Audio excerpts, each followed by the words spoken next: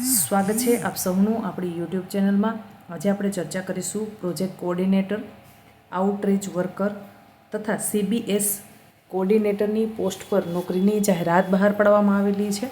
તો આ નોકરી માટે કોણ એપ્લાય કરી શકે છે, કેટલો પગાર ચૂકવવામાં આવશે અને શું શૈક્ષણિક લાયકાત માંગેલી છે, તેની સંપૂર્ણ માહિતી આપણે આ વિડીયોમાં કરીશું.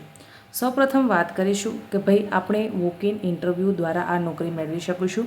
તમે ઇન્ટરવ્યૂ આપી અને નોકરી મેળવી શકો છો. સુરત ખાતે તમારે નોકરી કરવાની રહેશે.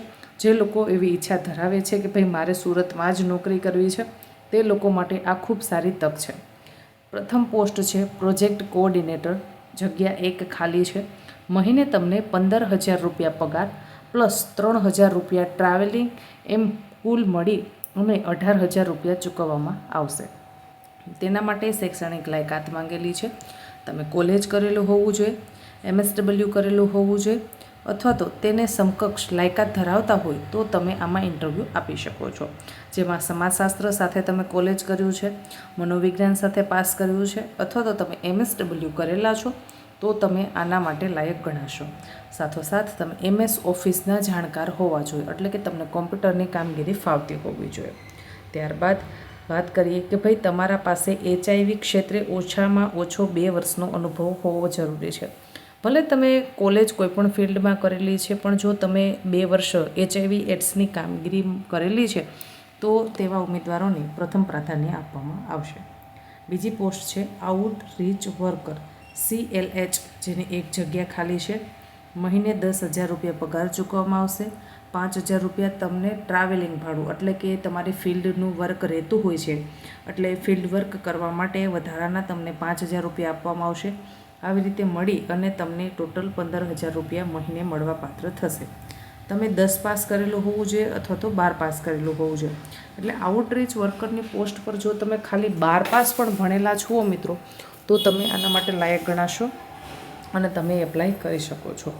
પણ મિત્રો આના માટે જે ઉમેદવારો HIV પોઝિટિવ છે એમને પ્રથમ પ્રાધાન્ય આપવામાં આવશે. જો એવા ઉમેદવારો નથી મળતા તો પછી જે 12 પાસ ઉમેદવાર છે તે આ નોકરી માટે લાયક ગણાશે. તમારા પાસે HIV ક્ષેત્રે ઓછામાં ઓછો 2 વર્ષનો અનુભવ હોવો જોઈએ. મિત્રો આ પ્રોજેક્ટ જ HIVનો છે, એટલે HIV ફિલ્ડમાં તમે કામ કરેલું છે તો તમને પ્રથમ પ્રાધાન્ય આપવામાં આવશે. ત્યારબાદ વાત કરીશું CBS કોઓર્ડિનેટર, જેમાં 2 જગ્યા ખાલી છે. મહિને તમને 12,000 રૂપિયા પગાર પ્લસ 3,000 રૂપિયા ટ્રાવેલિંગ, એવી રીતે ટોટલ 15,000 રૂપિયા પગાર મળવાપાત્ર થશે. તમે 10 પાસ, 12 પાસ અને કોલેજ કરેલા હોવા જોઈએ. એટલે કે મિત્રો તમે 10મું પાસ કરી પછી 12મું અને કોલેજ, એટલે તમે કોલેજ કરેલા છો તો તમે CBS કોઓર્ડિનેટરની જે જગ્યા ખાલી છે તેના પર એપ્લાય કરી શકો છો. તમારા પાસે કોમ્પ્યુટરનું નોલેજ હોવું ફરજિયાત છે. બધી જ જે પોસ્ટ છે એના માટે આપણા પાસે કોમ્પ્યુટરની જાણકારી જરૂરી છે એવું આપણને જણાવેલું છે. 2 વર્ષનો તમારા પાસે HIV એડ્સની કામગીરીનો અનુભવ હોવો ફરજિયાત છે. યોગ્ય લાયકાત ધરાવતા HIV પોઝિટિવ વ્યક્તિને પ્રથમ પ્રાધાન્ય આપવામાં આવશે. જો કોઈ મિત્ર એવો છે કે જે HIV પોઝિટિવ છે, મિત્રો HIV એ કોઈ અભિશાપ નથી, પણ એ સમાજમાં સારા સન્માન સાથે સારી નોકરી કરી અને પોતાનું ગુજરાન ચલાવી શકે એટલા માટે થઈ અને સરકાર પણ તેને પ્રોત્સાહિત કરતી હોય છે.